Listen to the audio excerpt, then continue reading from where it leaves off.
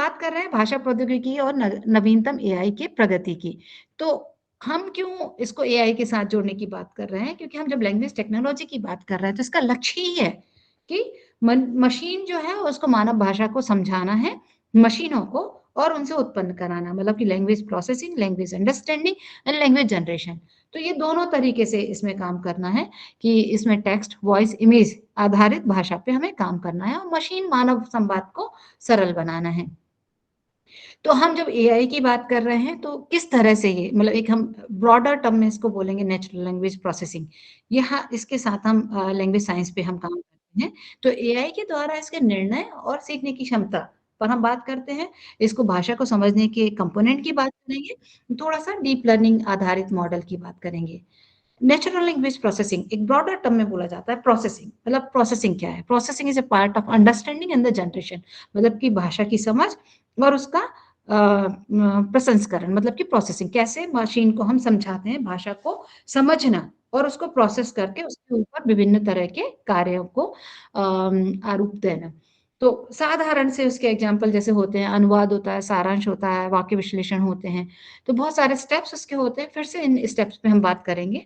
इसका कार्य प्रवाह जिस तरह से होता है, सामान्यतः किसी भी सिस्टम, एआई सिस्टम के लिए या डेटा साइंस ओरिएंटेड या कंप्यूटर ओरिएंटेड सिस्टम के लिए एक इनपुट होता है, एक आउटपुट होता है। यहाँ पे भी हम वही करने वाले हैं। हम एक इनपुट टेक्स्ट लेने वाले हैं, उसका प्री प्रोसेसिंग करने वाले हैं, मतलब कि एक मेन प्रोसेसिंग के लिए उसकी तैयारी, और उसका फिर प्रोसेसिंग और आउटपुट। तो प्री प्रोसेसिंग और प्रोसेसिंग को हम इस तरह से देख ले सकते हैं। किचन के एग्जांपल देना मेरे लिए बहुत आसान होता है। तो किसी भी, हमने किचन में जो बहुत सारा ग्रोसरी लेकर आए हुए हैं, हमें बनाना है पुलाव। तो जो पुलाव के लिए जो तैयारी करना है, सब्जियों को काटना छोड़ना है और चावल को धोना, उसको हम प्री प्रोसेसिंग बोलेंगे। और जब हम उसको डाल के छौंक लगा के कढ़ाई में चढ़ा देते हैं, उसको हम प्रोसेसिंग बोलेंगे। और जो बनकर निकल कर आता है वो आउटपुट होता है। तो किसी भी प्रक्रिया के यही सामान्यतः घटक होते हैं, इनपुट, आउटपुट, और बीच में होता है प्रोसेसिंग। और किसी मेन प्रोसेसिंग को करने के लिए हमें कभी प्री प्रोसेसिंग की भी जरूरत हो सकती है। तो उन चीजों के लिए हम बात करेंगे। तो हालांकि जो रूल बेस्ड एनएलपी है, अब रूल बेस्ड एनएलपी क्या होता है? दो तरह की एनएलपी पे बात करूंगी, रूल बेस्ड एनएलपी, डेटा हाँ साइंस हाँ। ओरिएंटेड। हेलो। तो रूल बेस्ड एनएलपी और डेटा साइंस ओरिएंटेड, दो तरह की एनएलपी पे बात करूंगी। रूल बेस्ड एनएलपी किस तरह से काम करता है? जैसे कि एक बच्चा जब बड़ा होता है, बोलना सीखता है, तो वो थोड़े से रूल बनाना अपने दिमाग में शुरू करता है, सुनने समझने के साथ में उसको है और नहीं है का थोड़ा सा ज्ञान होना शुरू होता है। पहले शब्दों को पकड़ता है, फिर फ्रेजेस को पकड़ता है, फिर सेंटेंस को पकड़ता है।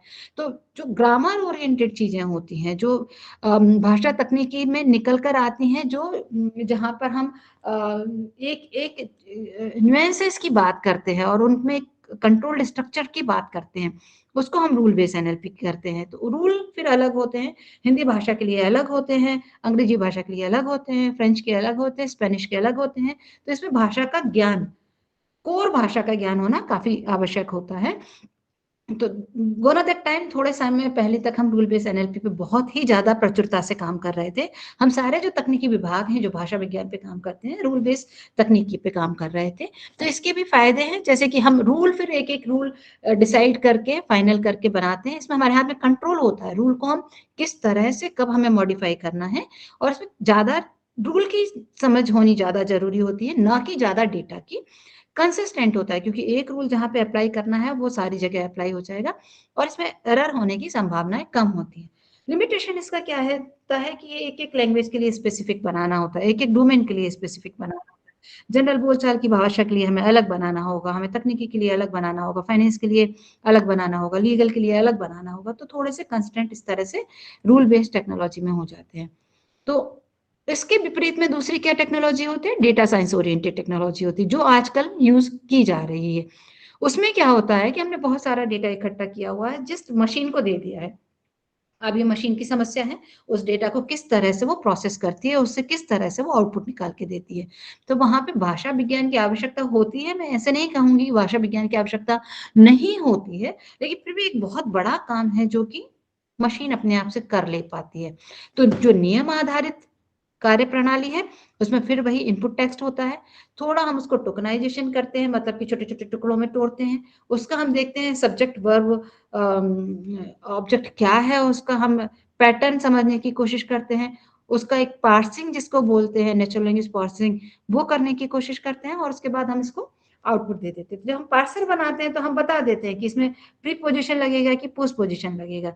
द बुक ऑफ राम, तो बुक ऑफ राम में यहाँ सब्जेक्ट और ऑब्जेक्ट यहाँ पे शफल हो जाते हैं, राम की किताब। तो इस तरह से हम उसको नियम समझाते हैं, तब ये नियम आधारित एनएलपी काम करती है।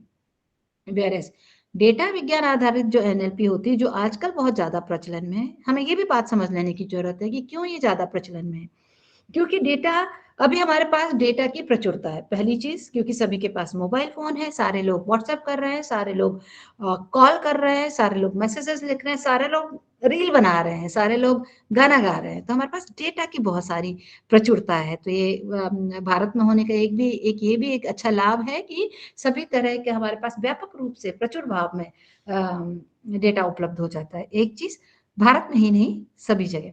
दूसरा, हमारे पास उस डेटा को प्रोसेस करने के लिए कंप्यूटेशनल रिसोर्सेज हैं। बहुत बड़े मशीन जीपीयू, सीपीयू बन रहे हैं जो इस डेटा को सेकंड्स में प्रोसेस कर दे सकते हैं।